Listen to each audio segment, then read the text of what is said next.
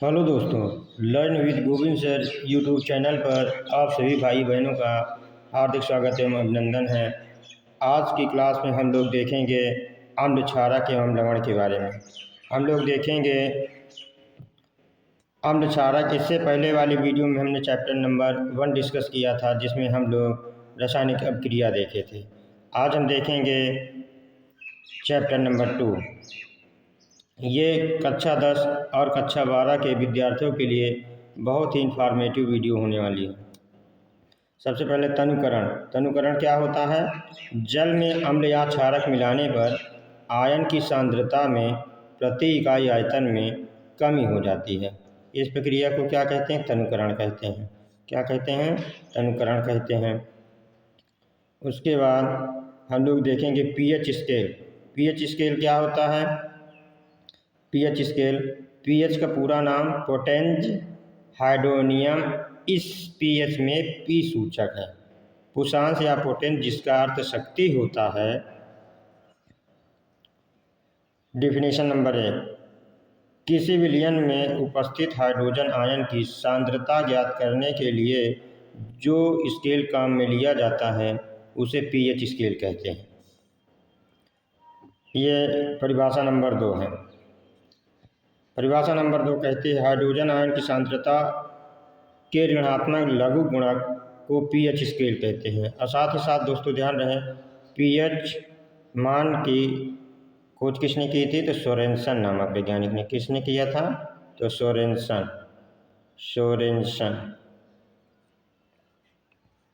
इसके बाद नोट में देखेंगे हाइड्रोजन आयन। हाइड्रोजन आयन क्या होता है?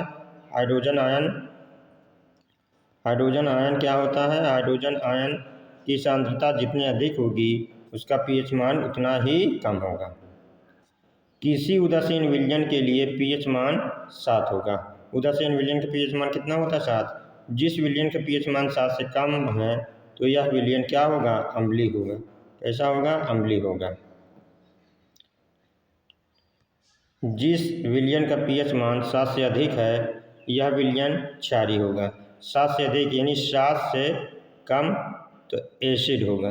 क्या होगा? एसिड। और 7 से ऊपर होगा तो क्या होगा? क्षार होगा।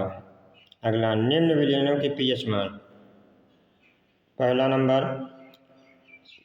जठर रस। जठर रस का पीएच मान कितना होता है? 1.2। नींबू का रस 2.2। शुद्ध जल 7। रक्त का पीएच मान 7.4। मिल्क ऑफ मैग्नीशिया, इसका पीएच मान कितना होगा? 10। ये क्या करता है? पेट की अम्लता दूर करता है और इसका फार्मूला होता है MgOH का होल ट्वाइस। अगला है सोडियम हाइड्रोक्साइड। सोडियम हाइड्रोक्साइड का पीएच मान कितना होता है? 14। हाइड्रोक्लोरिक अम्ल का पीएच मान 0 होता है। अगला प्रबल अम्ल। प्रबल अम्ल क्या होता है? अधिक संख्या में हाइड्रोजन आयन उत्पन्न करने वाले अम्ल प्रबल अम्ल कहलाते हैं। उदाहरण HCl H2SO4। अगला है दुर्बल अम्ल। दुर्बल अम्ल क्या होता है? कम संख्या में हाइड्रोजन आयन उत्पन्न करने वाले अम्ल दुर्बल अम्ल कहलाते हैं। उदाहरण एस्टिक अम्ल। प्रबल क्षार। प्रबल क्षार क्या होते हैं? वे क्षार जिनका जलीय विलयन में पूर्णतः आयनन हो जाता है उसे प्रबल क्षार कहते हैं। जैसे सोडियम हाइड्रोक्साइड, पोटेशियम हाइड्रोक्साइड। अगला दुर्बल क्षार। वे क्षार जो जलीय विलयन में पूर्णतः आयनित नहीं होते हैं उसे दुर्बल क्षार कहते हैं। जैसे NH4OH MgOH का होल ट्वाइस। अगला है अम्लीय वर्षा। बहुत ही इंपॉर्टेंट है दोस्तों। अम्लीय वर्षा क्या होता है? वर्षा के जल का पीएच मान 5.6 से कितना हो जाए? कम हो जाए तो वह वर्षा का जल अम्लीय वर्षा कहलाएगी। अम्लीय वर्षा के कुछ कुप्रभाव हैं। नंबर 1, अम्लीय वर्षा का जल जब नदी में प्रवाहित होता है तो नदी के जल के पीएच का मान कम हो जाता है। ऐसी नदी जलीय जीवधारियों की उत्तरजीविता कठिन हो जाती है। अम्लीय वर्षा के कारण संगमरमर से बना ताजमहल काला पड़ने लगा है क्योंकि कैल्शियम कार्बोनेट वर्षा में उपस्थित अम्ल से क्रिया कर लेता है, अर्थात SO2 क्या बनाएगा, सल्फ्यूरिक एसिड बनाएगा। और उसी तरह कार्बन डाइऑक्साइड क्या बनाएगा, कैल्शियम कार्बोनेट बनाएगा। अगला, दैनिक जीवन में pH वैल्यू की महत्व। हमारे शरीर का pH मान 7 से 7.8 के बीच कार्यशील रहता है। वर्षा के जल का pH मान 5.6 से कम हो जाने पर उसे अम्लीय वर्षा कहते हैं। और पौधों को एक विशिष्ट pH मान की आवश्यकता होती है। हमारा उदर HCl उत्पन्न करता है। यह उदर माने पेट, यह अम्ल हमारे उदर को हानि पहुंचाए बिना हमारे भोजन के पाचन में सहायता करता है और अपच होने पर हमारे उदर में अधिक मात्रा में HCl उत्पन्न होता है, जिससे पेट में दर्द व जलन का अनुभव होता है। इसे मुक्त होने हेतु एंटासिड जैसे क्षारकों का उपयोग किया जाता है।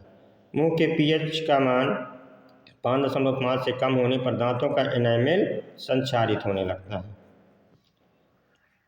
अगला, मधुमक्खी का डंक मेथनॉइक अम्ल छोड़ता है। डंक मारे गए अंग में बेकिंग सोडा जैसे दुर्बल क्षारकों के उपयोग से आराम मिलता है। कुछ प्राकृतिक अम्ल हम देखेंगे। कुछ प्राकृतिक अम्ल, नंबर 1 सिरका, इसको एस्टिक अम्ल कहते हैं। दही लैक्टिक अम्ल।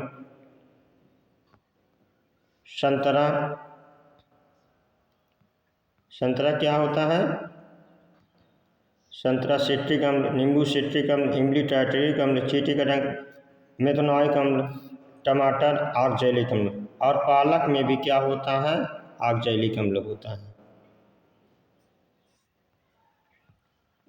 नेटल का डंक, नेटल मीन्स बिच्छू का डंक मेथनॉइक अम्ल। साधारण नमक से बनने वाले पदार्थ। साधारण नमक से बनने वाले पदार्थ कौन कौन से हैं, तो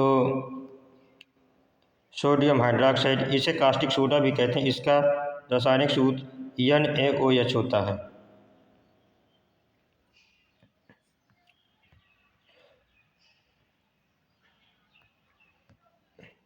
सोडियम क्लोराइड के जलीय विलयन में विद्युत प्रवाहित करने पर यह वियोजित होकर सोडियम हाइड्रोक्साइड उत्पन्न करता है। इसे क्लोर क्षार प्रक्रिया कहते हैं।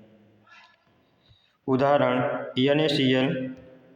NaCl 2H2O मिलकर क्या बनाएगा, सोडियम हाइड्रोक्साइड, क्लोरीन और हाइड्रोजन गैस रिलीज होगी। इसका उपयोग क्या है, इसका उपयोग दोस्तों सोडियम हाइड्रोक्साइड का। नंबर 1 बॉक्साइट के धातु कम में उपयोग किया जाता है। पेट्रोलियम के शोधन में उपयोग किया जाता है। प्रयोगशाला में अभिकर्मक के रूप में प्रयोग किया जाता है। साबुन, कागज, शिल्प उद्योग में भी इसका प्रयोग किया जाता है।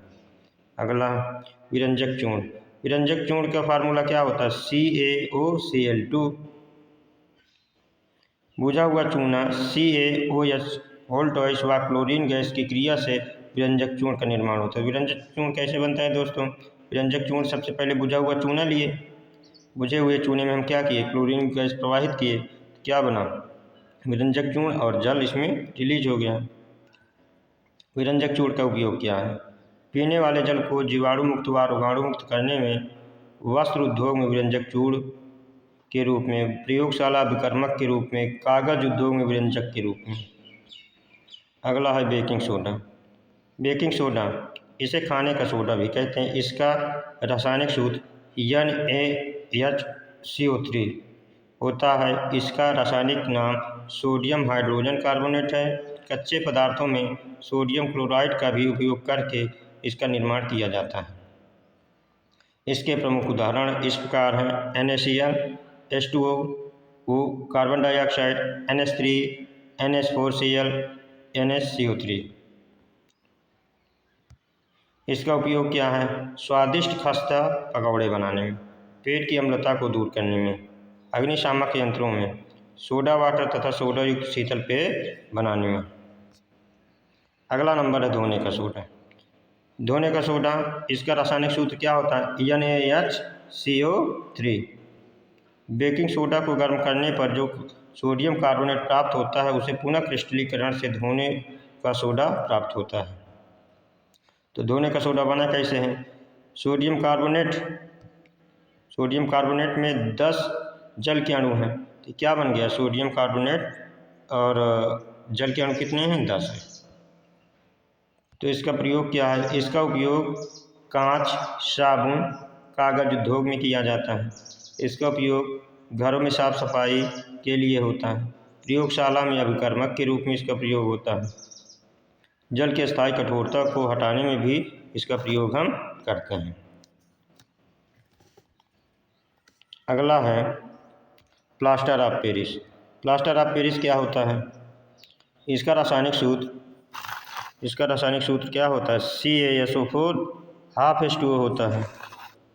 जिप्सम को 373 केल्विन पर गर्म करने पर यह जल को अणुओं का त्याग कर कैल्शियम सल्फेट अर्धहाइड्रेट या हेमीहाइड्रेट बनाता है। इसे प्लास्टर ऑफ पेरिस कहते हैं, अर्थात इसको हम POP भी कहते हैं।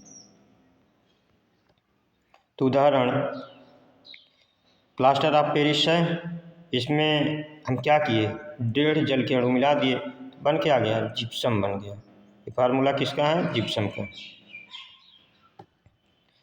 इसका प्रयोग क्या करते हैं? भवन निर्माण में, दंत चिकित्सा में, मूर्तियां आदि सजावटी सामान बनाने में, टूटी हुई हड्डियों को जोड़ने में। थैंक यू दोस्तों। ये क्लास कैसी रही आप लोग कमेंट बॉक्स में ज़रूर बताइएगा।